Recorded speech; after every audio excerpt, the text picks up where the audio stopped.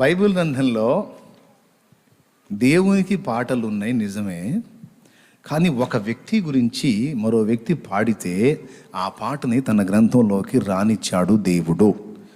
ఆ వ్యక్తే యోనాతాను. ఎవరు? యోనాతాను.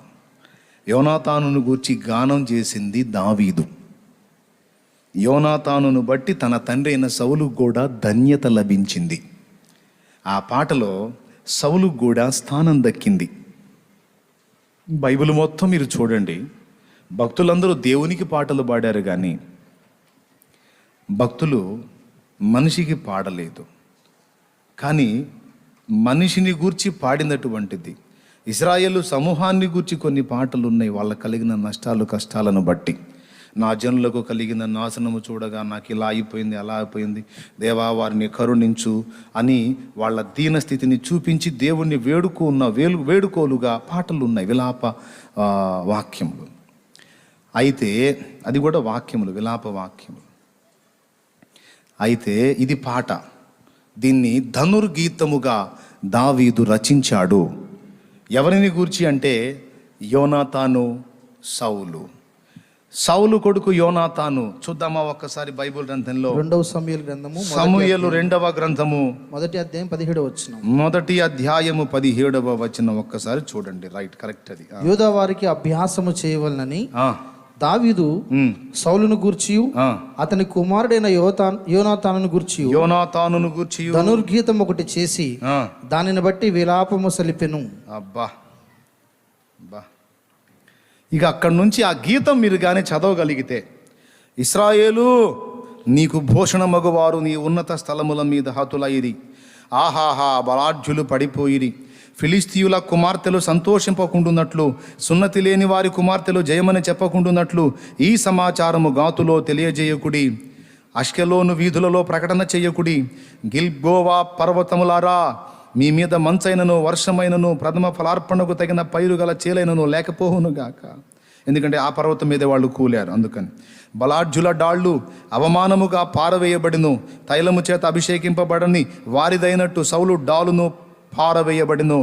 హతుల రక్తము ఒలికింపకుండా, బలాఢ్యుల క్రొవ్వును పట్టకుండా యోనాతాను విల్లు వెనుక తీయలేదు. ఎవరిని హతము చేయకుండా సౌలు కత్తి వెనుక తీసినది కాదు. సౌలును యోనాతాను తమ బ్రతుకునందు సరసులుగాను నెనరు గల వారుగాను ఉండిరి. తమ మరణమందైనను వారు ఒకరినొకరు ఎడబాసిన వారు కారు. వారు పక్షిరాజుల కంటే వడిగలవారు, సింహముల కంటే బలము గలవారు. ఇశ్రాయేలీయుల కుమార్తెలారా, సౌలును గూర్చి ఏడుగుడి. అతడు మీకు ఇంపైన రక్తవర్ణపు వస్త్రములు ధరింపజేసిన వాడు, బంగారు నగలు మీకు పెట్టినవాడు. యుద్ధ రంగమునందు బలాఢ్యులు పడి ఉన్నారు. నీ ఉన్నత స్థలములలో యోనాతాను హతమాయనో. నా సహోదరుడా యోనాతానా, నీవు నాకు అతి మనోహరుడు అయి ఉంటివి. నీ నిమిత్తము నేను బహు శోకము నొందుచున్నాను.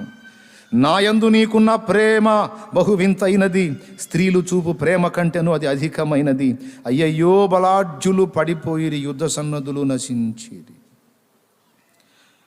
ప్రియులారా, ఒక్కసారి ఈ పాయింట్ని మీరు ఆలోచన చేయండి. సౌలు యోనాతాను గురించిన పాట దావీదు పాడాడు. ఆ పాటని తన గ్రంథంలోనికి దేవుడు రానిచ్చాడు. నేను ఈ విషయాలన్నీ ధ్యానిస్తున్నప్పుడు ఒక మనుషుని గూర్చి పాడిన పాటగా దీన్ని నేను అభివర్ణించాను. ఇందులో దేవునికి అతడు ప్రార్థన చేసినట్టు కూడా కనపడదు. కేవలం యోనాతాను మరియు సౌలుల యొక్క పరాక్రమమును గురించి, వారి యొక్క త్యాగము లేదా ఇశ్రాయేలు కోసం వాళ్ళ పడ్డ శ్రమ, అదంతా కూడా మరి దావీదు గుర్తించి కేవలం వాళ్ళనే ప్రశంసిస్తూ పాడినటువంటి పాట తన గ్రంథంలోకి దేవుడు రానివ్వాల్సిన అవసరము లేదు. కానీ దేవుడు దానికి సపోర్ట్ చేశాడు, దాన్ని రానిచ్చాడు. సౌలు అయితే ఇశ్రాయేలు పక్షంగా యుద్ధాలు చేశాడు, ప్రాణాలకు తెగించి తన వంతు తను పోరాడాడు.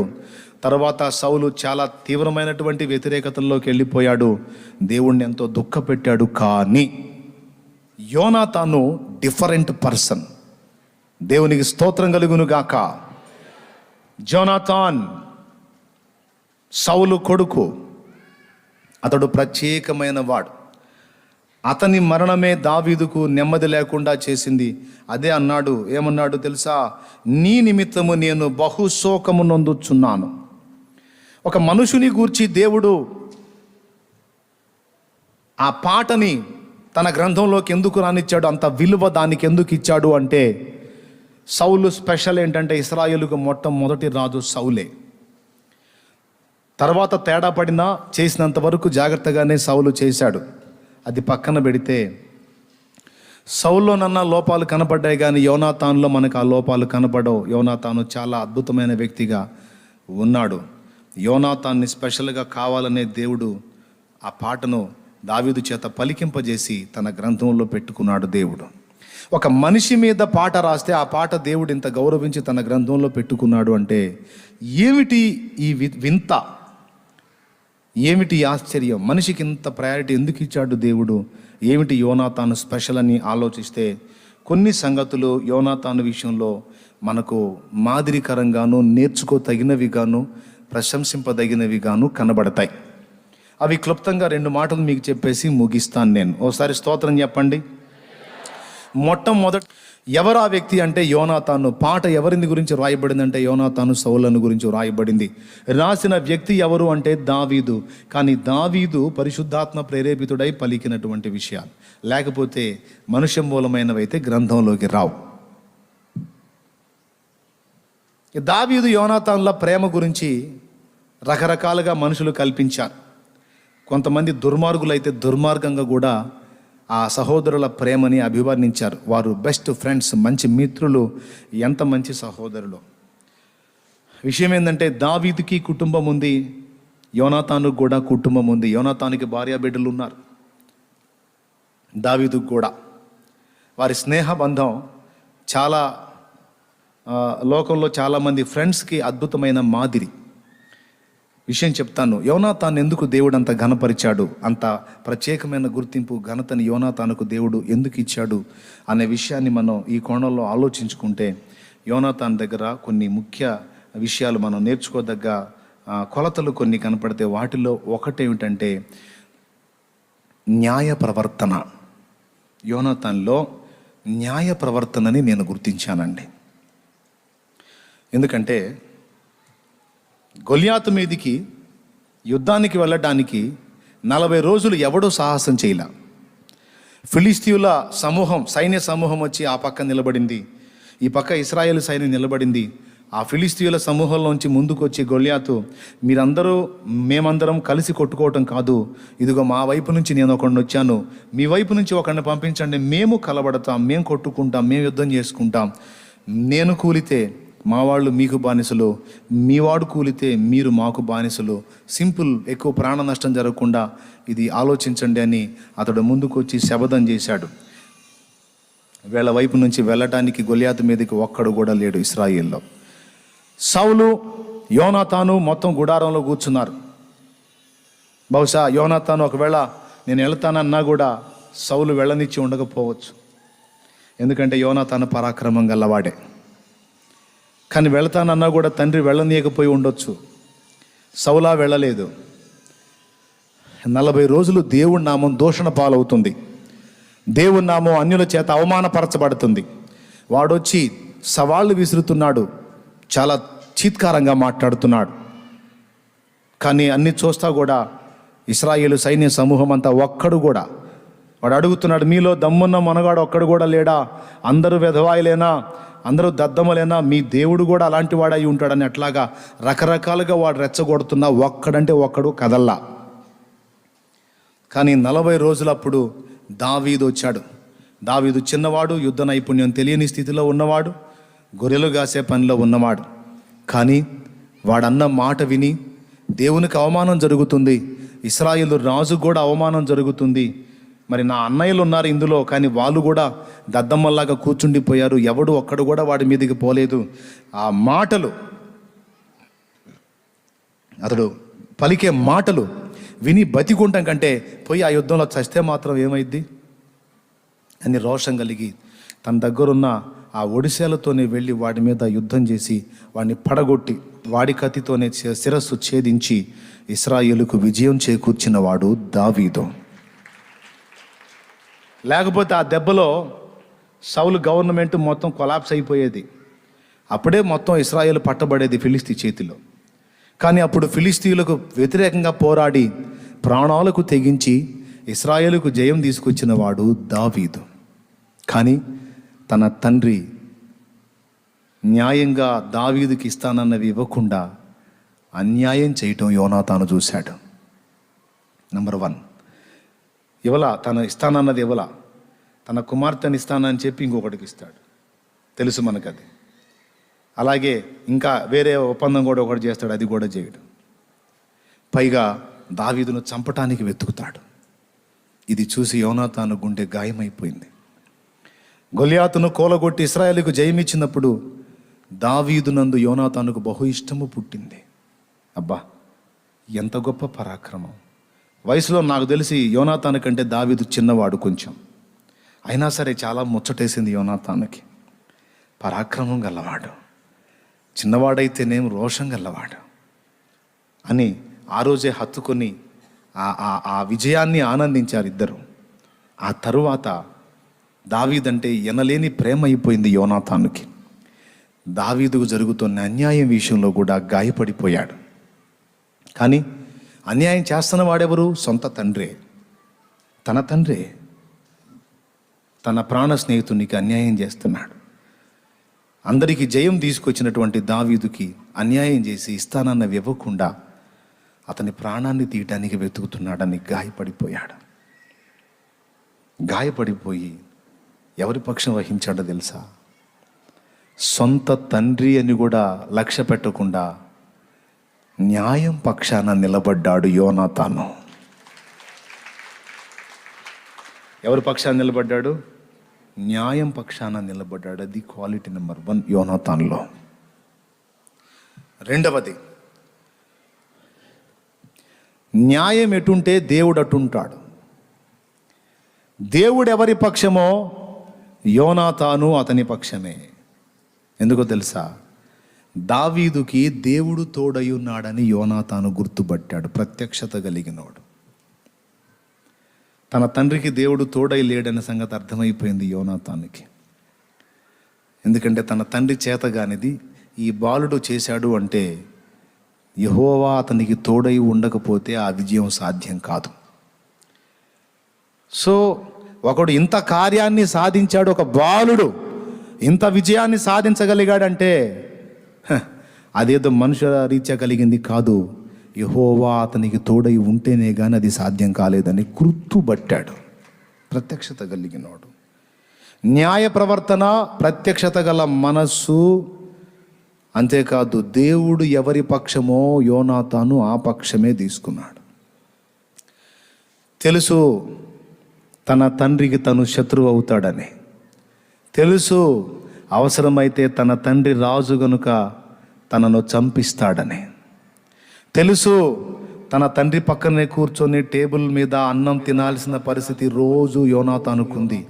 ఆ తినేటప్పుడు ఈటితో ఏ క్షణానైనా నన్ను పొడిచి గోడకు కొట్టి చంపొచ్చు అని కూడా తెలుసు.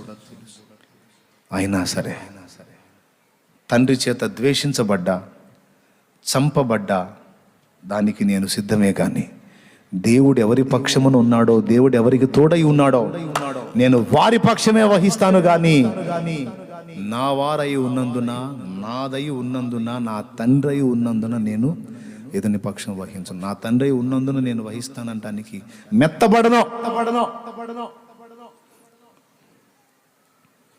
తమ్ముడు తనవాడైనా ధర్మం చెప్పాలన్నట్టు న్యాయం తప్పి నడిచేవాడు కన్న తండ్రి అయినా సరే వాడిని విసర్జించడానికి నేను సిద్ధంగా ఉన్నాను. దేవుడు వదిలేసిన వానితో నేను నడవను. దేవుడు వదిలేసిన వానితో నేను నడవను. దేవుడు ఎవనికి తోడై ఉన్నాడో వాని పక్షం నేను వహిస్తానని దావీదుని తప్పిస్తాడండి యోనాతాను. దేవునికి స్తోత్రం కలుగును గాక. హల్లెలూయా. నంబర్ 1 అతడు న్యాయవంతుడు. నంబర్ 2 ప్రత్యక్షత కలిగినోడు. అంటే ఎవరేంటో, ఎవరిని దేవుడు వాడుకుంటున్నాడో గ్రహించగలిగినటువంటి బుద్ధి కలిగిన వాడు యోనాతాను. మూడవది, దేవుడు ఎవరి పక్షమో నేను వారి పక్షమే వహిస్తానో. నాకు దేవుడు ముఖ్యం కానీ ఈ రిలేషన్ నాకు ముఖ్యం కాదు. అవి నేను ధ్యానిస్తున్నప్పుడు నాకెంతో ఆశ్చర్యం కలిగింది. తండ్రి కొడుకుల అనుబంధం ఎంతో అద్భుతంగా ఉంటుంది. అదే ఇంటో ఉంటా తండ్రికి శత్రువుగా ఉన్నటువంటి వానితో మిత్రత్వం చేస్తూ తండ్రికే శత్రువుగా బ్రతకడం అంటే ఎంత క్షోభో ఊహించండి. ఆగడగొట్టు దాని కొడుక, యోనాతాన్ని సౌలు అంటాడు, ఆగడగొట్టు దాని కొడుక, వాడి పక్షం నువ్వు వహించలేదురా? ఎవడి కోసం రా నేను కష్టపడుతుంది? నీకు రాజ్యం అప్పచెప్పాలనే కదరా, నా సింహాసనం మీద నిన్ను కూర్చోబెట్టాలనే కదురా నా బాధంతా. నీచుడా, నా శత్రువుతో చేరతావురా? నువ్వు నా శత్రువుతో చేరతావురా? నీ గురించి నేను ఆలోచిస్తుంటే నువ్వు వాడి గురించి ఆలోచిస్తావా అని ఈట లేపుతాడు, విసురుతాడు కూడా, తప్పించుకుంటాడు యోనాతాన్. అయినా సరే అనుక్షణం మాటలతో గాయపరుస్తున్నాడు, అయినా భరిస్తున్నాడు. కానీ దేవుడు ఎవరి పక్షమో నేను ఆ పక్షమే ఉండాలి. దేవుడు విసర్జించిన వాని వైపు నేను ఉండకూడదు అని గట్టి నిర్ణయం తీసుకొని దానికోసం విస్తారమైన మాటలు పడ్డాడు తన సొంత వారి చేత. ఈరోజు కొంతమంది జీవం గల దేవుణ్ణి నమ్మి దేవుని మార్గంలో నడుస్తూ ఎన్నో మాటలు పడుతున్నారు సొంత వారి వలన. కొంతమంది సత్యాన్ని ప్రేమించి సత్య సంబంధుల్ని వెంబడిస్తూ నిద్రాణంగా అయిపోయినటువంటి సంఘాలను వదిలిపెట్టి జీవం కలిగిన సహవాసాల్లోనికి ప్రవేశించి తమ ఆత్మీయతను కాపాడుకోవడానికి ప్రయత్నిస్తున్న ప్రయత్నంలో తమ స్థానికుల చేత తమ సొంత వారి చేత ఎన్నో నిందలు మోస్తున్నారు, ఎన్నో వ్యతిరేకతలు ఎదుర్కొంటున్నారు, ఎన్నో తిరస్కారాలు ఎదుర్కొంటున్నారు, ఎన్నో అవమానాలు ఎదుర్కొంటున్నారు, వెలివేతలను ఎదుర్కొంటున్నారు. ఆయన ఎదుర్కొని నాకు మీ నిద్రపోయిన భక్తి కాదు, మీ నిద్రపోయిన భక్తి కాదు, మీ జీవం వచ్చిన భక్తి కాదు, మీ ఆచార భక్తి కాదు, మీ పసలేని భక్తి కాదు, మీ సత్య దూరమైన భక్తి కాదు. సత్యం కావాలి, దేవుడు కదులుతున్నటువంటి స్థలం కావాలి, దేవుడు జీవవాక్కు కావాలి అని కోరుకొని దేవుణ్ణే హత్తుకొని తమ వారి చేత నింద మోస్తున్న వారెందరో ఉన్నారు. వీరందరూ యోనాతానులే, వీరందరూ యోనాతానులే. వీరందరినీ పొడుస్తానే ఉన్నారు. ఆనాడు సౌలు మామూలు ఈట విసిరితే ఈనాడు అనేక మంది సౌళ్ళ గుంపు మాటల ఈటలు విసురుతున్నాయి. ఇక్కడ లేని దేవుడు అక్కడ ఉన్నాడా? ఎక్కడైనా అదేగా, ఎక్కడైనా అదేగా, ఏదైనా అదేగా.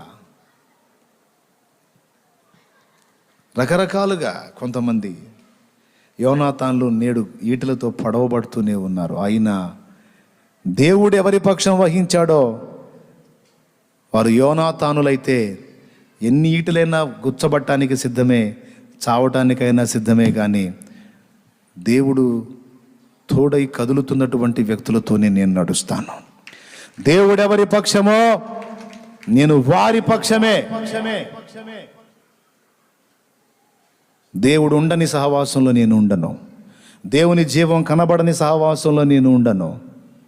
అవసరమైతే దేవుడు కదులుతున్న సహవాసంలో జీవం పొంది ఈ సహవాసంలో ఆ జీవాన్ని వెలిగించడానికి కృషి చేస్తాను. అంతేగాని మా వాళ్ళులే, మాదిలే, మా నాన్నలే, మా రాజ్యంలే, మా సింహాసనంలే, మా పెత్తనాలు జల్లతైలే ఇక్కడ అని అక్కడే ఉండిపోతే వాళ్ళు యోనాతాన్ లెక్కలోకి రారు. ఇక్కడ అని కాదు, ఎక్కడ అని కాదు, ఎక్కడ దేవుడు కదులుతున్నాడో అక్కడ, ఎక్కడ సత్యం ఉందో అక్కడ, ఎక్కడ దేవుని జీవం ప్రవహిస్తుందో అక్కడ, అక్కడ ఎవరి పక్షాన దేవుడు నిలిచాడో అక్కడ అది గుర్తుపట్టడానికి యోనాతానుకున్న ప్రత్యక్షత నీకుండాలి. న్యాయముగా ఆలోచించే మైండ్ నీకుండాలి. మూడవది, దేవుడు ఎవరి పక్షమో నేను కూడా వారి పక్షమే. దేవుడు వదిలేసిన వాళ్ళు నా సొంత వాళ్ళైనా, నా సొంత బంధువులైనా, నా కన్న తండ్రి అయినా నిర్దాక్షిణ్యంగా వాడిని పక్కన పెట్టేస్తాను. అవసరమైతే నా తండ్రితో కూర్చొని వాడితో పాటు అన్యాయం చేస్తే నేను సింహాసనం ఎక్కుతానేమో. అన్యాయంగా, అక్రమంగా దేవుడు విసర్జించిన సింహాసనం నాకెందుకు? అవసరమైతే దేవుడు ఏర్పరచుకున్న పాత్ర దగ్గరికి వెళ్ళి దాసుడుగా బతుకుతాను. దట్ ఈజ్ యోనాతాను. అది యోనాతాను. ఈ టైప్ ఆఫ్ మైండ్స్ని దేవుడు స్పెషల్గా గుర్తిస్తాడండి. గుర్తించి వాళ్ళకి ఇంతటి ఆధిక్యతనిస్తాడు. దావీదును గురించి ఎవరైనా పాడితే అది వేరే సంగతి. దావీదంతా దావీదింత అని. ఎందుకో తెలుసా? దావీదు దేవుని చిత్తానుసారమైన మనస్సు గలవాడు. దావీదు దీర్ఘదర్శి.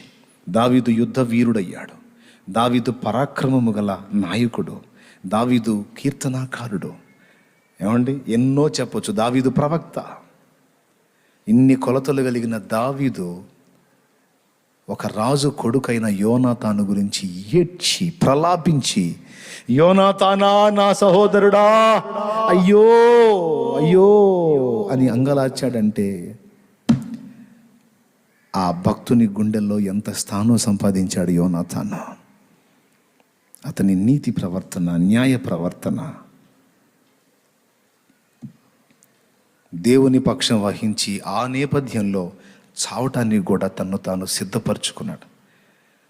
ఈరోజు కొంతమంది వచ్చి మాట్లాడుతూ ఉంటారు, నన్ను ఆ మాటలు అంటున్నారు, ఈ మాటలు అంటున్నారు, అన్నయ్య నేను ఇక్కడికి వస్తుంటే నన్ను మాటలతో పొడుస్తున్నారు అని ఏడుస్తున్నారు కొందరు. యోనాతాను ఏడవలా. వెలివేయటం కాదు, మాటలు అంటం కాదు, చంపినా సరే నాకు దేవుడి సన్నిధి కావాలి, దేవుడు నిలిచిన స్థానం కావాలి, దేవుడు కదిలే స్థానం కావాలి, నా ఆత్మ బలము నొంది నేను దేవుని కొరకు మండే స్థానం కావాలి అన్ని సింహంలాగా ముందుకు కదిలేటువంటి పరాక్రమం మనం కలిగి ఉండాలి. ఉన్నారు అట్లాంటి వాళ్ళు కూడా ఉన్నారు. అట్లాంటి వాళ్ళు కూడా ఉన్నారు. నువ్వు ఆడికేడికి పోతున్నావు ఏంది, అక్కడికేడికి వెళ్తున్నావు ఏంటి, ఇక్కడ ఉంది కదా. ఏదో రకరకాల సంఘాలు, ఏ సంఘమైనా సత్యంతో నడిపించబడుతూ సత్యవాక్యం ఉండి దేవుని జీవం ప్రవహిస్తుంటే ఎక్కడైనా ఉండొచ్చు, ఎక్కడైనా కాదు. కానీ అది మనుష్య పరిపాలనకు లోనైపోయి సత్యవాక్యం నుండి దుర్బోధ పాలైపోయి మనుషులే ఏలికలైపోయి దేవుని జీవం అందులో లేనప్పుడు ఆచారం కోసమో బంధువర్గం కోసమో మరిదేని కోసమో అక్కడే అతుక్కుపోకుండా దేవుని సన్నిధిని వెతుక్కుంటూ ఎంత దూరమైనా నువ్వు ప్రయాణం చేయొచ్చు. దానికి మార్కులు పడతాయి నీకు. ఈ కీలకమైన విషయం చెప్పడానికి నేను సంతోషిస్తున్నాను. యోనాతానులు కావాలి. మనం న్యాయంగా ఆలోచన చేయాలి, సత్యం పక్షంగా నిలబడాలి, దేవుడు ఎవరు పక్షం వహించాడో గుర్తుపట్టే ప్రత్యక్షత మనకు ఉండాలి. ఇవి గ్రహించుకొని అవసరమైతే సమస్తాన్ని, సొంత వారిని సైతం పక్కన పెట్టగలిగే దమ్ము ధైర్యం వహించాలి. ఈ 4 యోనాతానులో దేవుడు గుర్తించాడు. అందుకే యోనాతాను బట్టి తన తండ్రి అయిన సౌలు కూడా ధన్యతనిచ్చి యోనాతాను మీద ఒక పాట దావీదు చేత పలికించి, అందులో ఎక్కడ కూడా దేవుని ఇన్వాల్వ్మెంట్ ఉండదు. చూడండి ఆ పాట మొత్తంలో కేవలం వాళ్ళిద్దరి ప్రస్తావనే వస్తుంది. ఎక్కువగా యోనాతానుతో వచ్చింది. దేవునికి స్తోత్రం కలుగును గాక. ఆ మనుషుని మీద పాడిన పాటని ఒక వ్యక్తి మరొక వ్యక్తిని గూర్చి పాడిన పాటను తన గ్రంథంలో రానిచ్చాడు. ఎందుకంటే యోనాతాను గురించి మనం సీరియస్గా ఆలోచించి కొన్ని పాఠాలు మనం నేర్చుకోవాలని. మీరు దావీదు యోనాతానుల స్నేహాన్ని గురించి తెలుసుకోవాలంటే సమూయేలు గ్రంథంలో మీరు 20వ అధ్యాయం దగ్గర నుండి చదువుకోండి. 19, 20 దగ్గర నుండి వరుసగా చదువుకుంటే వాళ్ళిద్దరి అనుబంధం ఎంత. దావీదుని యోనాతాను ఎలా సేవ్ చేశాడో, దావీదుని యోనాతాను ఎలా దీవించాడో మీకు తెలుసా? యోనాతానుకు ముందే తెలుసు తన తండ్రి తప్పుడు ప్రవర్తన వలన తను ఎఫెక్ట్ అవుతాడని తెలుసు. రాజుగా దావీదు ఎన్నిక చేయబడ్డాడని కూడా తెలుసు. ఏమంటాడో తెలుసా? నా సహోదరా దావీదా, దేవుడు నిశ్చయంగా నిన్ను ఆశీర్వదిస్తాడు, నా తండ్రి సింహాసనం నీకు ఇస్తాడు, నేను ఉంటానో ఉండనో తెలియదు, కానీ నేనున్నా లేకపోయినా నీవు సింహాసనం ఎక్కినప్పుడు నా బిడ్డల్ని గుర్తు చేసుకో అంటాడు. నా బిడ్డల్ని గుర్తు చేసుకో, లేకపోతే దేవునికి లెక్క చెప్తావు నువ్వు. నీకోసం నేను ఇంత తెగించి త్యాగం చేస్తున్నాను కనుక నేను వెళ్ళిపోతానని నాకు అనిపిస్తుంది. నేనుంటే ఏం లేదు, నేను వెళ్ళిపోతే నా బిడ్డల్ని నీ దగ్గర ఉంచుకో, నా బిడ్డల్ని ఆదరించు, మర్చిపోవద్దని చెప్తాడు. తర్వాత దావీదు రాజైన తర్వాత నేను వారికి సహాయం చేయున్నట్లు యోనాతాను సంబంధాలు ఎవరైనా ఉన్నారా అని అడుగుతాడు. మెఫీబోషెత్ ఎవరు వాడు? యోనాతాను కుమారులలో ఒకడు మెఫీబోషెత్. అతను అవిటివాడు.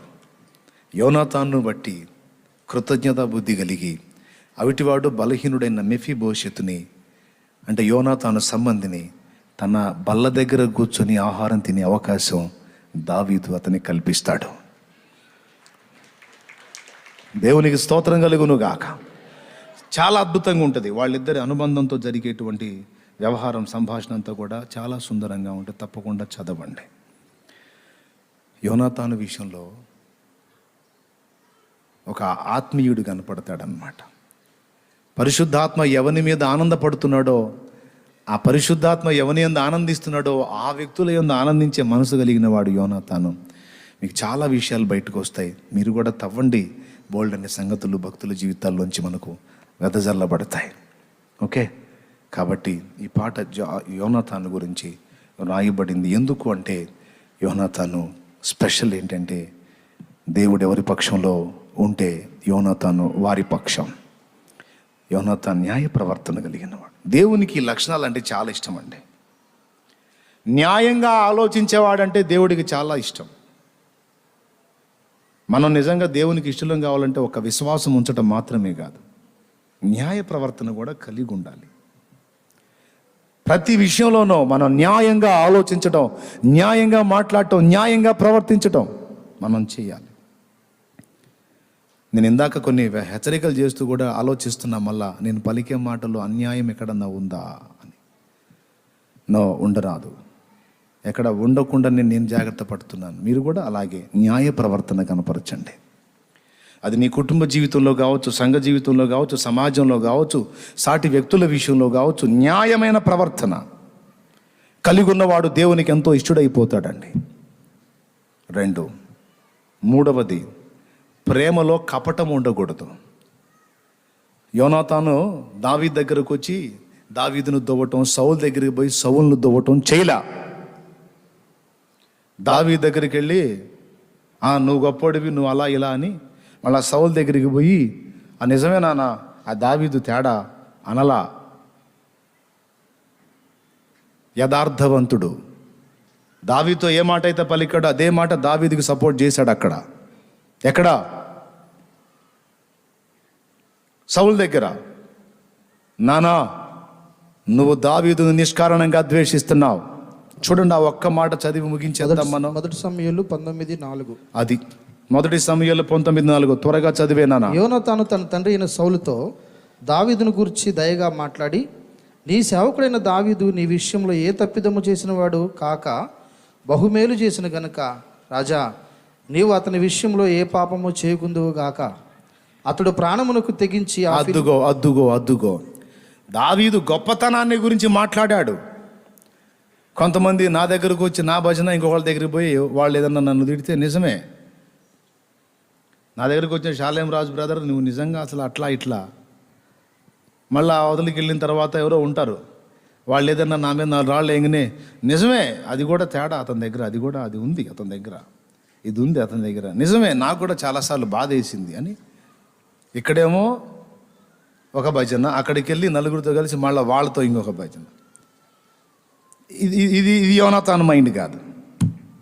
దావీదు అన్న మాట ఏదైతే ఉందో సౌలు దగ్గరికి పోయి కూడా దావీదునే సపోర్ట్ చేశాడు. బుద్ధి తక్కువడా, నువ్వు దావీదు మీద ద్వేషం పెంచుకున్నావు, నువ్వు దద్దమ్మ గుడారంలో కూర్చుంటే చావుకు తెగబడిపోయి మనకు జయం తీసుకొచ్చింది దావీదు కదా. న్యాయంగా దావీదు సింహాసనం మీద కూర్చోవలసినంత అర్హత కలిగిన వాడు, నువ్వు నిష్కారణంగా అతన్ని ద్వేషిస్తున్నావు. ఈ మనస్సు చూస్తాడు, న్యాయంగా ఆలోచించటం, భక్తుల పక్షంగా యథార్థంగా మాట్లాడటం. భక్తుల ముందుకు పోయి భజన చేయటమనో తర్వాత వేరే దగ్గరకు వచ్చి నిజంగా వాళ్ళు తేడానే అని చెప్పడం కాదో. నా మనసులో ఏదైతే ఉందో భక్తుల విషయంలో బాహాటంగా అదే మాట్లాడతాను. లోపం ఏదైనా కనపడితే ఫలానా విషయంలో లోపం ఉందనే చెప్తాను. అలా చెప్పడానికి, అలా ఉండటానికే నన్ను నేను సాధన చేసుకుంటున్నాను. మీరందరూ దీన్ని ఏముందిలే అని వదిలేయొద్దు, కీలకంగా తీసుకొని సాధన చేయండి. మనిషి ముందు ఒక మాట, వాళ్ళు ఏం చెప్పడం, వాడి వ్యతిరేకులు ఉన్న దగ్గర వాళ్ళకు అనుకూలమైన మాట మాట్లాడేది యథార్థత కాదు.